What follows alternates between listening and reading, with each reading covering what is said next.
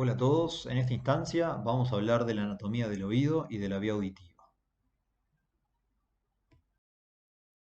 El oído está inserto dentro del sistema auditivo, el cual a su vez se puede subdividir en un sistema auditivo central y periférico. El sistema auditivo periférico va desde el pabellón auricular hasta el nervio vestíbulo coclear, mientras que el sistema auditivo central comienza en los núcleos cocleares en el tronco encefálico y se extiende hacia la corteza cerebral.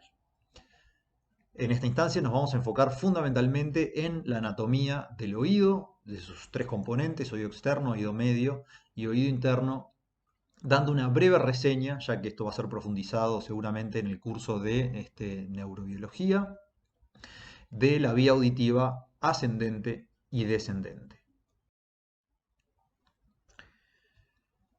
Vamos a comenzar entonces organizando el oído en un oído externo integrado por el pabellón auricular y el conducto auditivo externo, un oído medio integrado por la caja timpánica, la trompa de Eustaquio y las celdillas mastoideas, y por último un oído interno integrado por el laberinto y el conducto auditivo interno.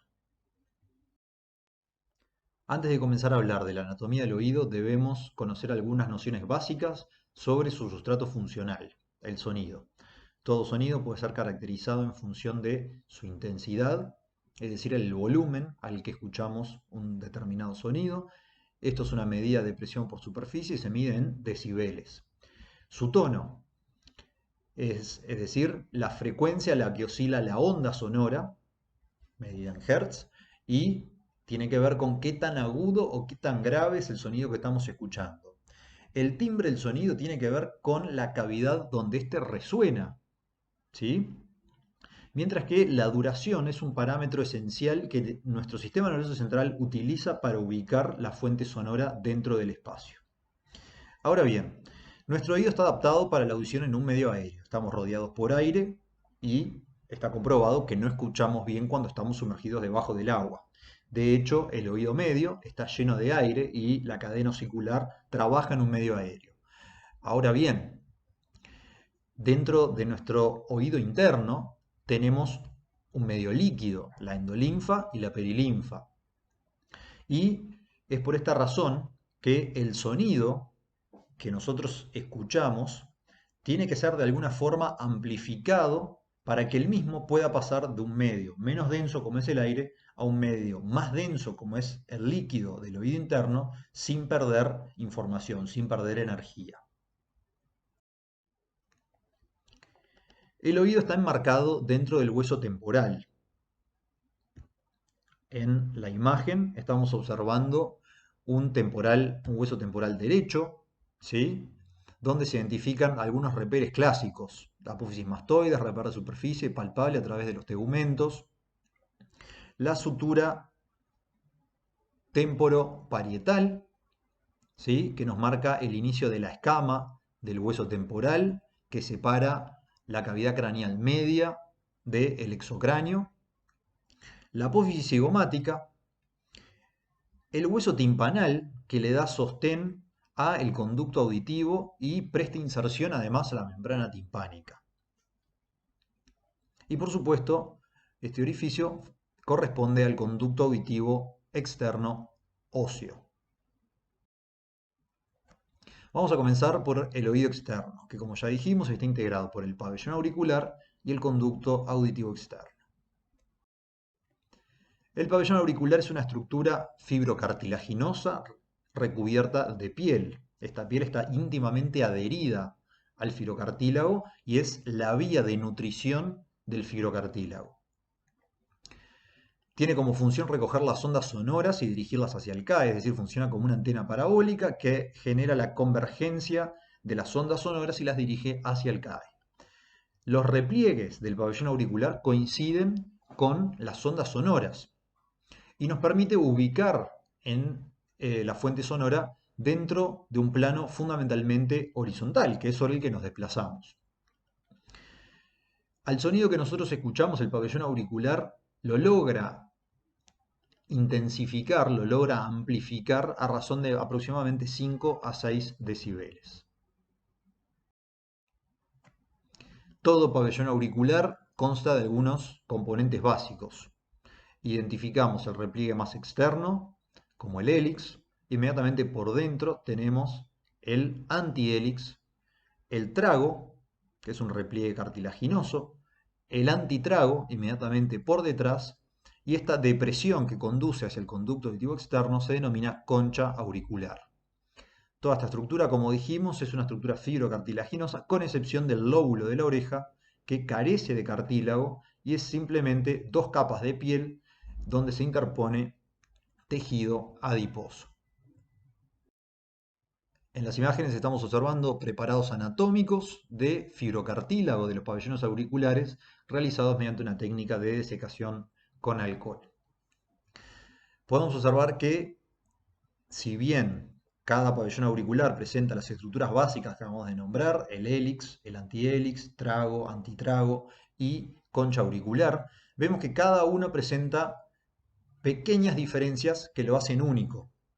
¿Sí? De hecho, la foto de la credencial cívica se saca de costado justamente porque cada pabellón auricular dentro de un individuo, es decir, los pabellones auriculares de un mismo individuo, son únicos y sus repliegues no se repiten de una persona a otra, una suerte de huella dactilar en el pabellón auricular.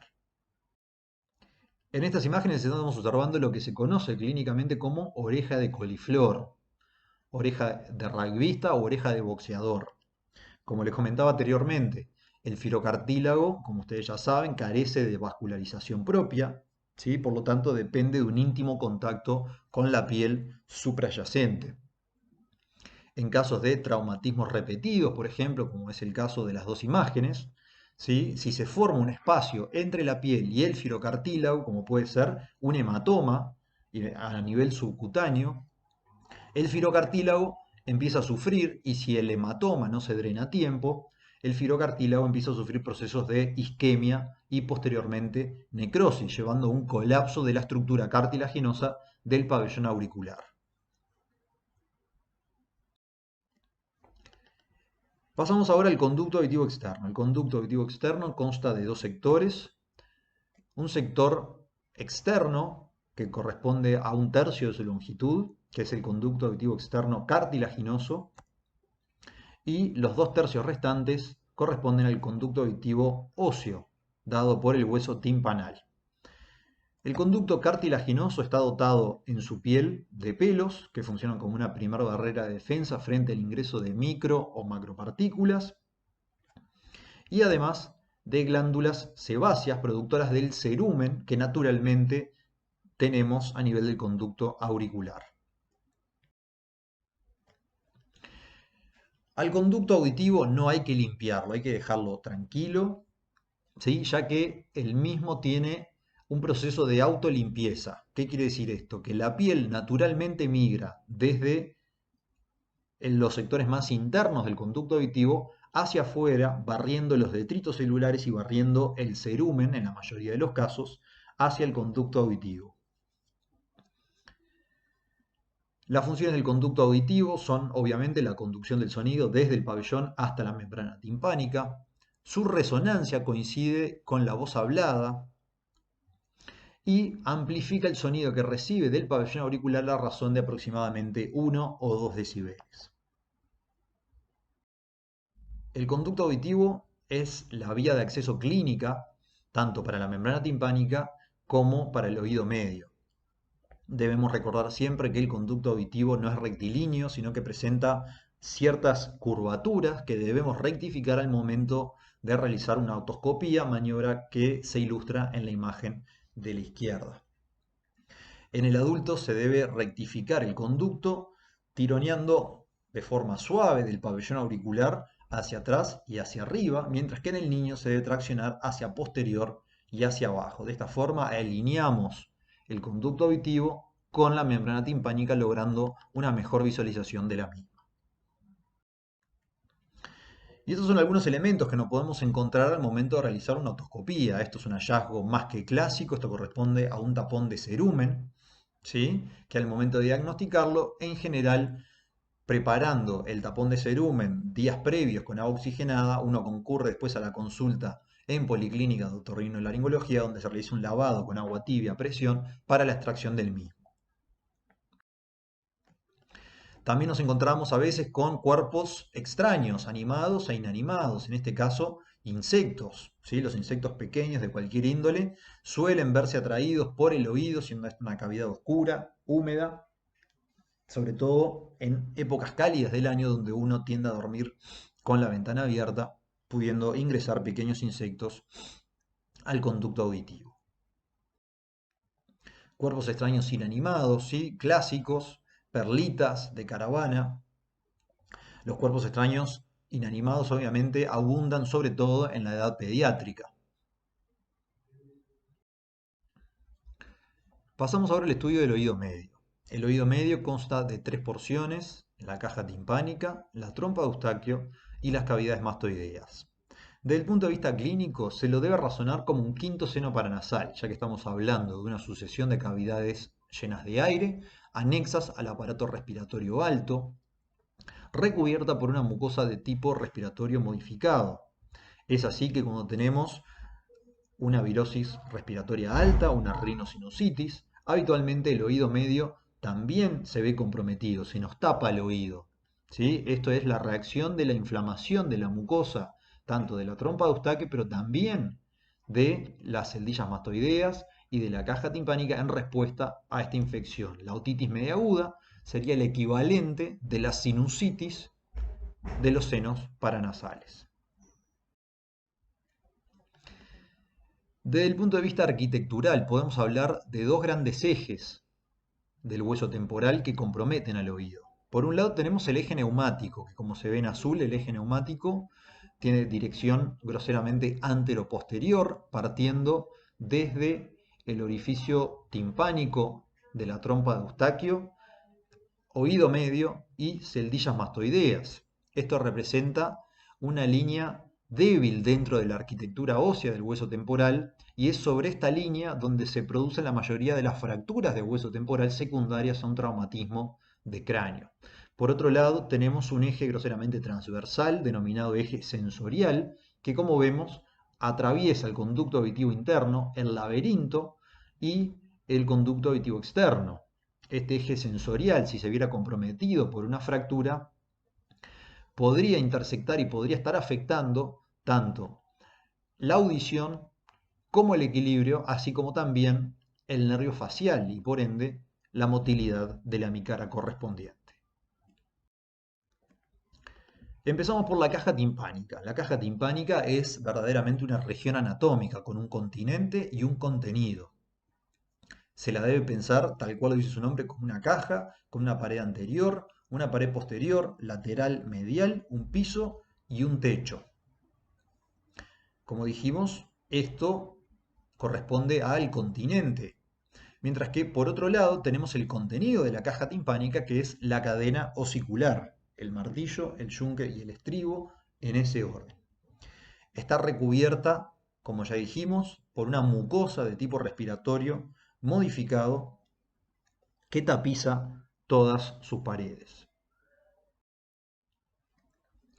En este esquema entonces estamos observando un diagrama de la caja timpánica, en este caso una caja timpánica derecha, donde lo que está hacia adelante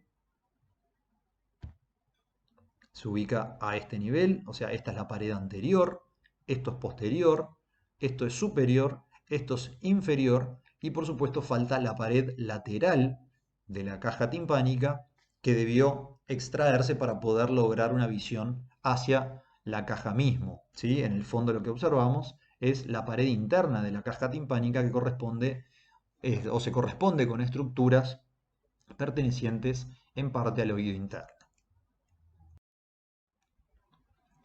De un punto de vista topográfico, podemos organizar a la caja timpánica en tres niveles. Identificamos un sector más alto, denominado ático o epitímpano, siendo todo sector de la caja timpánica ubicado por encima de estos repliegues de la membrana timpánica denominados repliegues tímpano-maleolares. A nivel del epitímpano nos vamos a encontrar con la cabeza del martillo y casi todo el yunque. El mesotímpano está en relación directa con el resto de la membrana timpánica, conocido como pars tensa, ¿sí? Y es el sector que ocupa más volumen dentro de toda la caja timpánica. Y por otro lado, inmediatamente inferior a la inserción de la membrana timpánica, tenemos un pequeño receso denominado receso hipotimpánico. En el ático, como ya dijimos, nos vamos a encontrar con la cabeza del martillo y el cuerpo del yunque.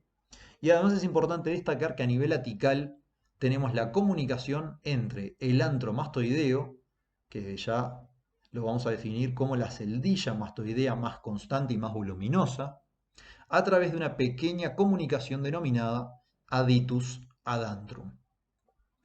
A nivel del mesotímpano nos vamos a encontrar con la caja propiamente dicha y el resto de la cadena osicular, es decir, el mango del martillo, la rama larga del yunque y el estribo. Mientras que a nivel del receso hipotimpánico nos vamos a encontrar con la apertura timpánica de la